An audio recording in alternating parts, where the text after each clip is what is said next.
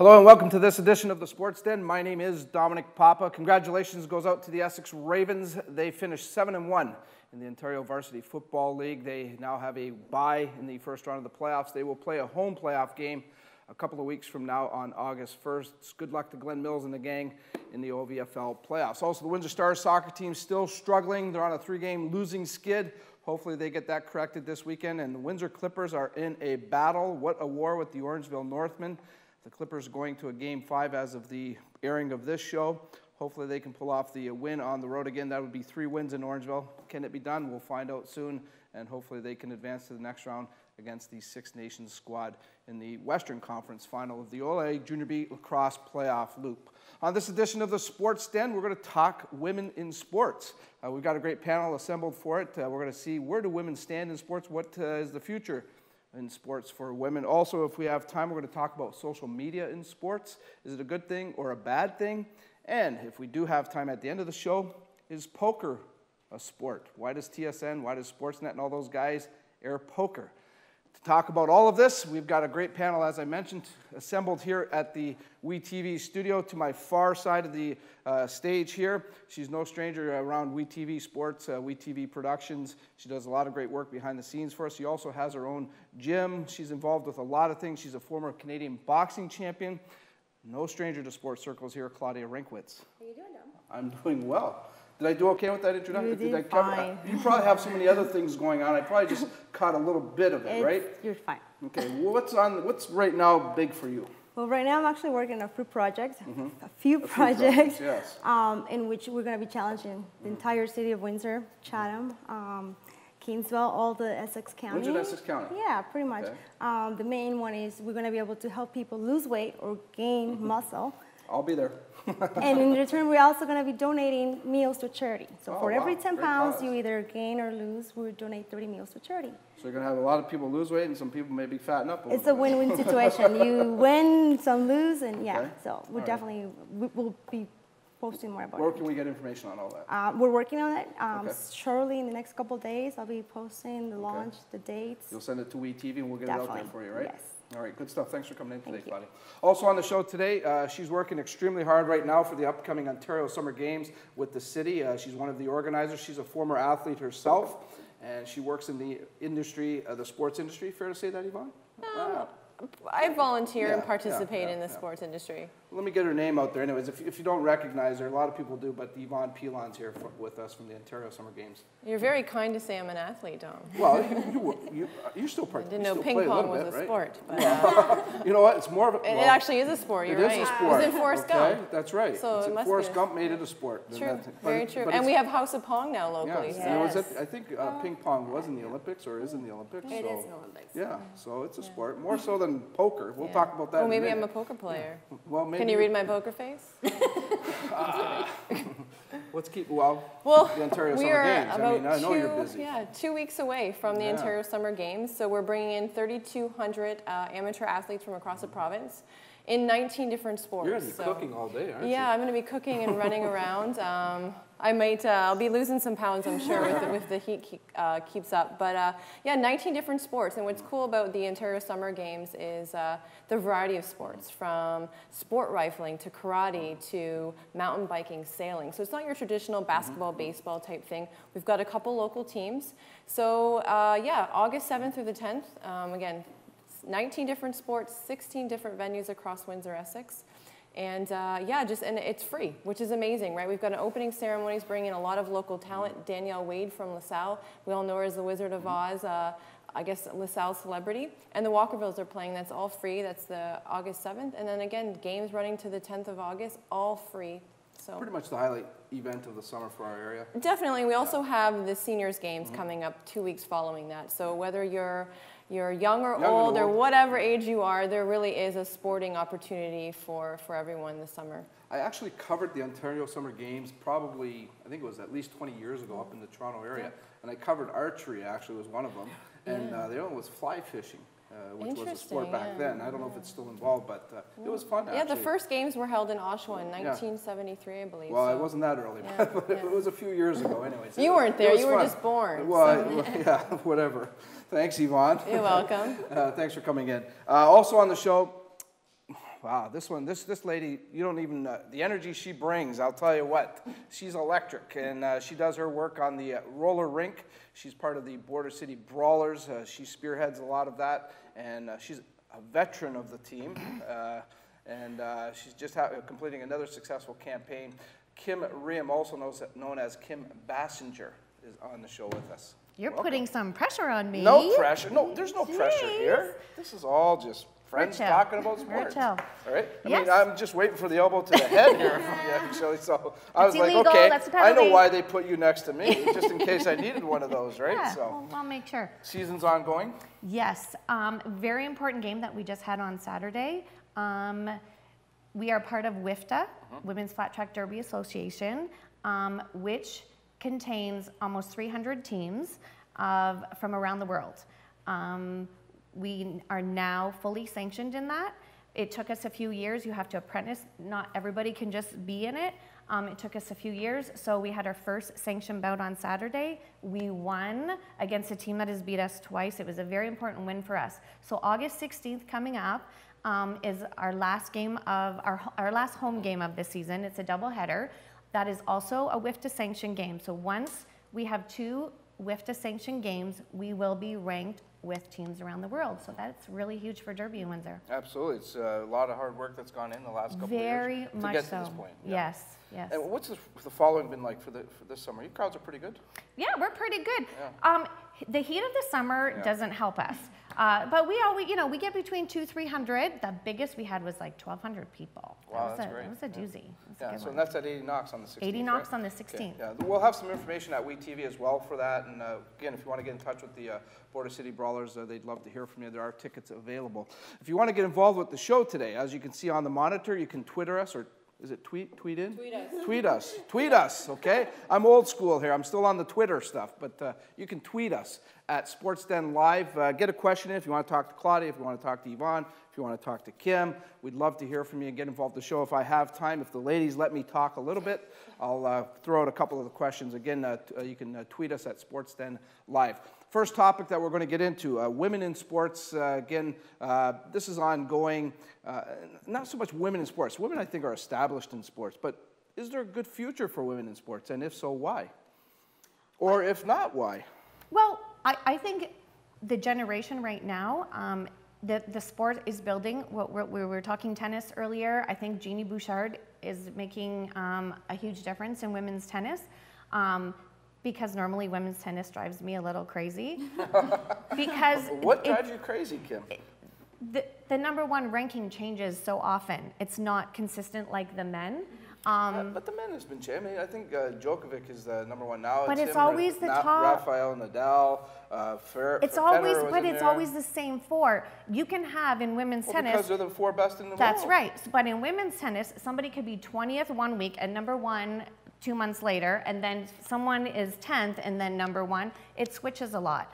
Jeannie Bouchard, I think, is making really good headway. She's very professional. I love her professionalism. She's fun to watch. She's very, very focused. That I do like. She has a huge following. I think that's a good example. Women in UFC are, oh my gosh. Huge right now. So exciting to watch. What's bigger, tennis or UFC? I mean, definitely UFC. Yeah. Really? Oh yeah, totally. I mean, I only ask that because tennis, I mean, if you looked at the Wimbledon final and things like that, you look at those major tournaments, the crowds are packed. Would you pay $60 though to watch women's tennis? People. Well, they probably pay more than that at Wimbledon. No, but for a pay-per-view. Those Well, are I don't know huge. about that. I think Well, it's because of the but it's on sport. pay-per-view. But that tells me again that there's not a national television contract, whereas Wimbledon There is is on now. nationally. On NBC, I believe, is carrying it. The tennis. Fox Wimbledon carries tennis. UFC now. Yeah, but I think it's because it's female, like, there's the sport, right? Is it fighting? Is it boxing? It's something new in females sports. And, like Ronda, Yeah. she's doing phenomenal. She's stuff, and it's like a guy. And Dana White did say at one time he would never have Right, women exactly. in UFC, and now look at them. They're Well, I think business-wise, he was under the gun to do it. I mean. No, I think it was the women have proven they are getting so. But it sells tickets for Dana White. For sure. For Dana White, it's all business. And Let's they face wouldn't sell tickets if it wasn't good. If people didn't want to see it, they wouldn't sell tickets. It's good or bad. I'm just saying, I'm comparing here. You're bringing up tennis and UFC. I mean, there's women's hockey, there's women's soccer, there's women's basketball. I mean, women are out there. Like I said, I don't think the establishing women in sports is the problem, but is the future strong for women in sports? And could they get to higher levels, I guess, is what we're trying to get out here and discuss. And why could they get to higher levels? I think most people would agree. Is it fair? Is it equal, men It'll and women's never be sports? equal. No, it's not. Nope. No. But if you look at a general or global perspective, a lot of women are taking leadership roles, right? If you look at our premier, if you look at the CEO of Twitter, but even in private worlds, the CEO of Twitter Canada is a female. A lot of the tech worlds are becoming female dominated. So if you go back to sports, I think a great example is Danica Patrick from NASCAR, right? Sure. Here is an industry that's completely male-dominated, and she comes in and has had a few victories, if I'm not mistaken. No, she hasn't. No but victories? there's been other female drivers But I mean, still, before Danica what an Patrick. industry to penetrate, right? And I think we're starting to see that a little bit more, even with golf, I believe, too. There's been a couple of female. Women have their own golf tour. I mean, there's the LPGA, which is very well established. Again, I don't think there's a problem with women so much getting sports off the ground and establishing leagues. I guess where I need to go with this is, do you see women becoming general managers of an NHL hockey team or of an NBA basketball team? Or could they run the UFC? Could a lady run the UFC one day? Well, you know what? I think if you can think it, it can happen. They never thought they'd see women in men's dressing rooms. And well, that's a whole issue in itself. Yeah. And it is an entire issue in itself. It would be nice to see. I would never say... If your husband was a pro athlete, would you want a woman in the dressing room? Would not bother me a bit. No? Not a bit. Okay. Not a bit. Why can't men go into women's dressing rooms? Isn't it funny how it's different? It is different. Just open up that can of worms, didn't we? No, but I personally, it wouldn't bother me. Okay, I know a lot of women it would. That's where this boom crash. Yeah. Okay, yeah, women are in the male dressing rooms. I have no issue with that. But if they want equal, then not that I would be bidding for it, but why are men not allowed into a women's locker room? There's female hockey, there's female basketball, there's female soccer now, there's all of the sports, but yet a man is not allowed into that lady's dressing room. It's funny how that works, eh? It's a double standard. It is. Fair to say that? Yeah. So if women want to be, I guess, considered the same, treated the same, is that not one area that has to be addressed? Okay, I don't think women and men necessarily have to be treated the same in sports.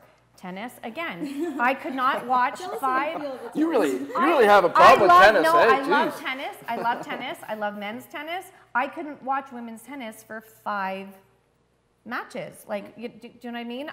First, the last 2 sets would be, I don't think they'd have it in them.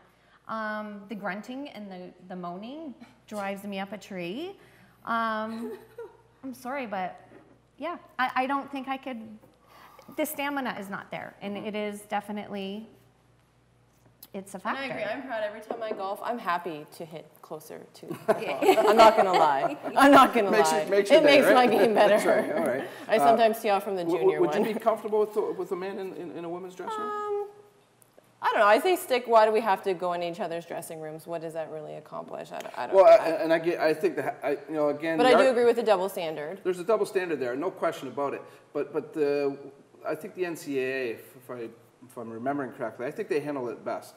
They ask the media, which coach and athletes do you want? They bring them out to a podium, and everybody gets to talk to them. They don't let them go into the dressing room at all. Now, at the pro level, the argument is they want the passion. They want to see the player in the room, how he feels, the emotion after the game. That's their argument why they want into the room, which I can see it because I've been there, I've done it, but just the same, you know what, is it right?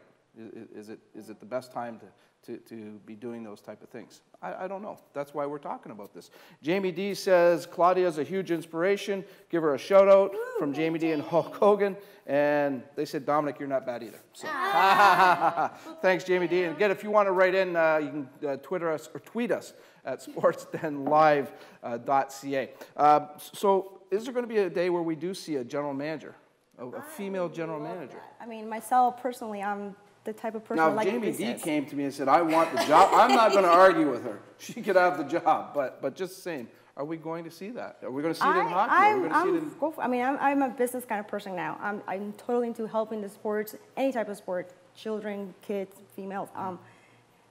To have that position and be able to have that power and prove that a female can also do it. I also totally would like go to for say, it. If she could, if she was the right person for the job, because I wouldn't want to see a woman get the job just because she's a woman, because I know that happens in certain instances. So I really truly believe if she earned it and deserved it. And here's where I think too, women have come a long way in the last 15 years. You need to be in this industry for a while, right? So the women have started in the last 10, 15 years in the industry and are slowly moving up, and as they retire and whatnot, or decide to not have a career in sports, management is a potential, and I think they've got that experience. I think they've come a long way. I mean, Chantal Ballet is a great, I think, local example of kicking butt, if I may say. You're allowed to say that here. Yeah. Yeah. Again, and I agree with what everyone's saying, but now we're getting into, I guess, positions that are very, even somewhat political. You know, when you get to the sports level of the NHL or the NBA. Now there's the WNBA, which is a women's pro league, and we have women coaches, and I'm not sure if there's any women that are actually GMs running teams. Probably is at that level. I guess, is it important that women maybe take that step over that hurdle to get into the NBA, the NHL, the NFL, and Major League Baseball, the major sports, soccer? Is that something that will be important for the future of women's sports and being involved in women's athletics, or in athletics overall? Well, yeah, sports is not just the actual game of sports. It's every other capacity. It's the management. It's whatnot. So definitely, and I think I see it every day. Women are in the business world are moving up the ladder, and I don't feel like that glass ceiling is there as much. I think anybody who can break a boundary, I think, go for it, and it just shows other generations, the younger generations, what they could strive to do. So if they do make the crossover to the NBA, here's another, this is going to open up another can of worms. I just know I'm going to get creamed with this one. Glad we have a brawler next week. Yeah, well, I'm waiting for the elbow to come here and for the jab to come from that side of the table. You can just throw the mug at me, Yvonne. Yeah. If the women cross over and get to that spot, and there's always been the issue of pay, should they be paid what men are getting paid? Why not? Well, Hey, I'm just the host here. I'm supposed to ask these questions, okay? Fill us in here now, okay? Because it's not, if you're a manager, it wouldn't be like a physical ability of something. It wouldn't be about sponsors. It would be that this person is right for the job. Women in sports, it's harder to get sponsors for. You see that in golf, like the coverage, everything. But the management position has nothing to do with that. It would just be on her organizational skills. So I think she should get Well, paid. I tell you, it's part of it's organizational, but I mean, let's face it, you got to put teams together. Well, for I sure. mean, you got to win championships. You got to put teams. That's what it's all about. It shouldn't matter. Is it female or male? I mean, the pay is a pay. You know what I mean? That should Should be not like matter. Moneyball, and they could just have a really awesome sidekick. Go for it, Yvonne. Why not, right? Yeah, Moneyball. I'm good with that. Hey, it's all about building a team. That's right. A true business is Yeah. building a team. So if a female comes in and is leading this, as the GM or CEO of whatever it may be, you're only as good as your team is. So then you bring in. If you're not good in finance, you bring in a finance person. And I'm sure there's boards in those capacities. So if you don't have the expertise, but I definitely think a woman can be there, and I think it's going to happen probably. I'm going to put a bet out there in the next. Here's a prediction. 5 We're going to have our first years. prediction on the sports. Let's say 5 years. 5 We're years. going to have, Okay. yeah. Good. Well, we'll keep the tape and Yeah. we'll check on it. Yeah. I think we're going to take a commercial timeout, and when we come back, I will be replaced by the panel. They'll get rid of me and bring somebody in, and we'll talk about social media in sports. Is it a good thing or a bad thing? We'll discuss that right here on the Sports Den. Take one empty field, round up a group of players, add 3 bases, plus 1 home plate, throw in a softball, and add an umpire. Play ball! It's not hard to get a game of softball going, and to keep it going from the time you're 4 till you're 84.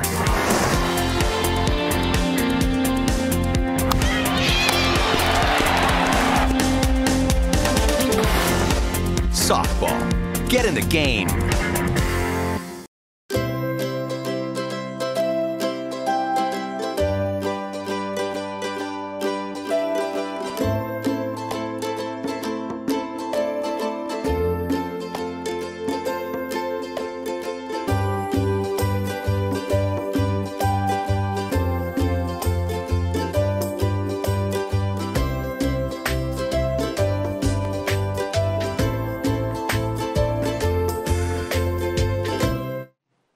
Welcome back to the Sports Den. Thanks for hanging around. Domenic Papa with you.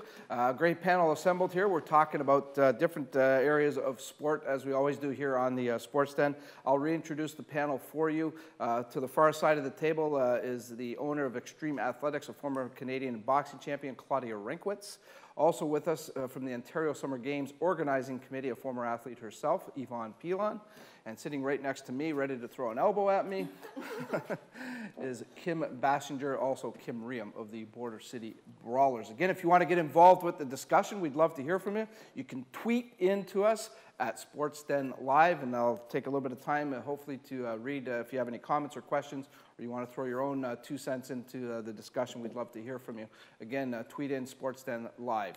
At the break, we mentioned we're going to go on to another topic, social media in sports. And is it a good thing or a bad thing? And I bring this up because I know a lot of teams, a lot of leagues actually now have a social media rules. Like they're very, very leery of social media, and they have policies in place now.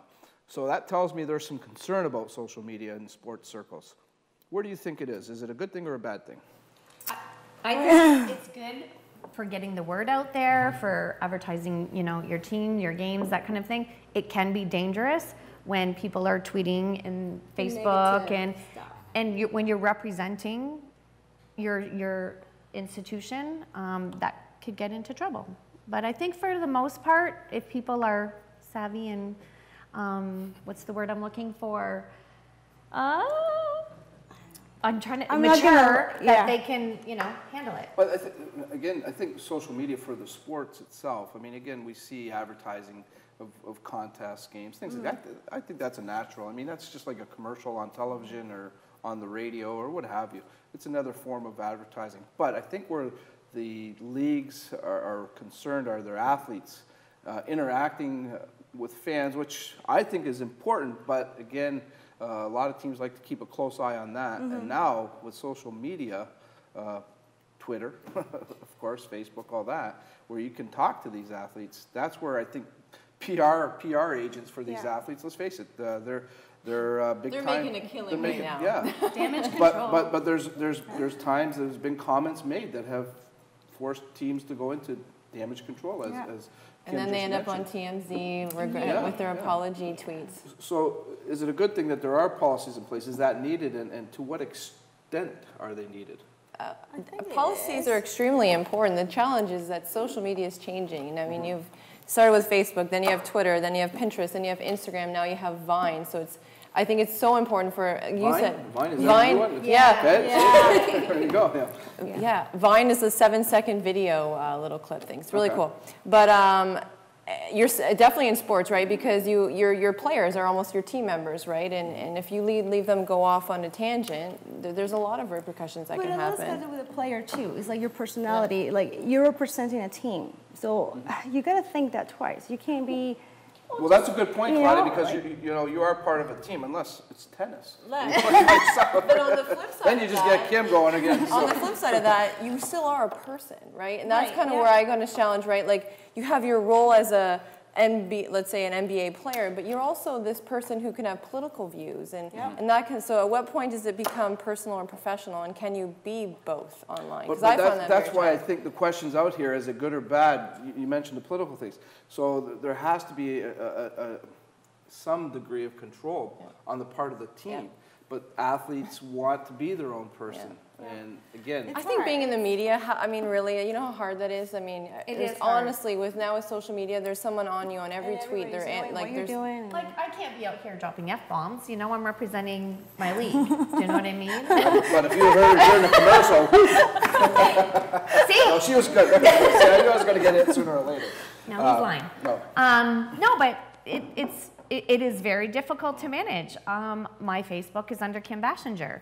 So I have fans on there, and I have to be very careful of the pictures that I put out there because I'm using my Derby name. Yeah. Well, the pictures are one thing, but again, I think it's more the dialogue that's going on that concerns PR agents, team media representatives, things like that. That's where they would much rather have their athletes in a controlled press conference environment. Fair to say that? Yeah. Oh, That's the problem. why wouldn't you? There's not control, right? Yeah. And once you say something, it can't really delete it, right? You can't. It's not like a personal conversation that can be forgotten.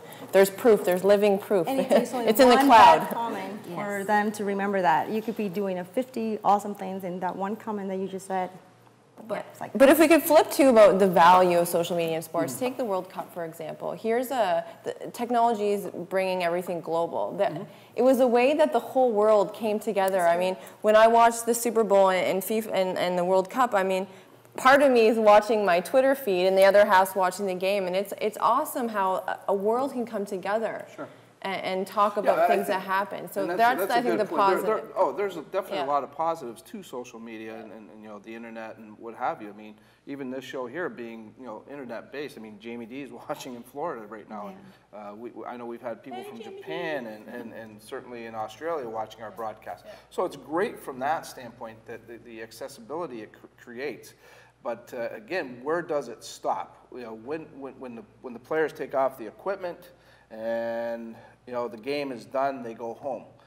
Whether it's to their wife and kids, or just to their bachelor apartment, okay, they get the Twitter going, and that's where it becomes scary for teams, managers, things like that. Because let's face it, you know, some of these athletes want to almost try to continue to be a regular person, which in today's world I think is asking a lot. It is, and you know, I think I'm just thinking of certain instances where it's just you're teaching responsibility to people, and it's just like, you know, I had 2 teenagers. They're past teen years now, but you're teaching them responsibility. You have to. My kids, if they made mistakes, it was at home. Do you know what I mean? When you're out in public, it's a lot harder. That's with anything. So I think it's again, it's just a responsibility thing. I don't think it has to be. We have to label it good or bad. I think it's just you have to just be a responsible person. You're responsible for that as well. To teach them, or not to teach them, but to let them know the good, the bad. You know, and this is where I think social media could be unfair. If an athlete gets on social media and he's at home, you know, he's not at the arena or the stadium or anything, and he tweets out something that's kind of controversial or just gets out there on TMZ or something. Is the team responsible at that point? Should they have to be responsible? I'm sure that's part of their. I bet you if you look at their contract, there's something it's definitely in there. Included and I'd be now. curious to see. Yeah, now for sure. But still, should a team be responsible if a player does get out there and just makes a bonehead comment? And I think if I'm a GM and he's affecting my brand and my ticket sales, yes, for sure. He's got to respect that contract. If in the contract says. Okay, we're talking about that, but how much responsibility should the team have to take? Like, does the team have to issue an apology? Does the team have to defend this athlete at that point? If it's part of the team, I think they have to. Why So wouldn't you get Kim after him, cuff him in the head? That's the solution. That's the solution? You're so making this out like I'm this. No, hey, I'm giving you all kinds of Hey, elbowing is illegal, you know that, right? You got a lot of respect on that floor. Yes. I'm giving you a lot of respect Thanks. here, Kim. Thank you. We're down to probably about a minute and a half. If you haven't tweeted in, or if I haven't got to your tweet, I apologize. Quickly, poker. Why do they air poker on TSN and sports stations? Is poker a sport? First of all, roller derby should be on TSN. I agree. And you know what? I would much rather watch roller derby than poker. Yes. And you know what? The guys on Pardon Your Interruption have actually referenced derby, and they know Susie Hot Rod. She's a famous derby girl. They reference Susie Hot Rod. Susie Hot Rod. Yeah, she's one of the top players in the world. I do too. But what was your question? Is poker a sport? No. I think it's a game. I think what really defines Twitter feed right now is going like what really defines every Twitter sport poker player. Yeah, what's because like there is strategies, but I think it's a game. Should it be on a sports network then? Should poker be on a sports network? No. Poker face. Oh, geez, that's you know what? It's all about money. It is. And that's the media. Yeah. So I get that. Yeah. I mean, if people are watching it, it's selling advertisers. They're gonna. I guess who's in charge of saying what's a sport? Who does that? Maybe we can put you in charge of that. Yeah, I am now the so you the can jury. You can be the first manager of the professional poker. So whoever wins the $1 million in a poker, they'll give it to me, and then I'll say your sport is a sport. All right, I got to close up shop here because we could probably go on for hours here. Thank you to Claudia, Yvonne, Kim, good luck with everything you ladies are doing. Thank you Thanks, for Alex. doing everything that you're doing. A great job, continued success. Thank you for tuning in, everybody. Check us out again next week right here at Sportsden Live from the we-tv.ca studio. We'll talk to you again soon. Take care, everybody.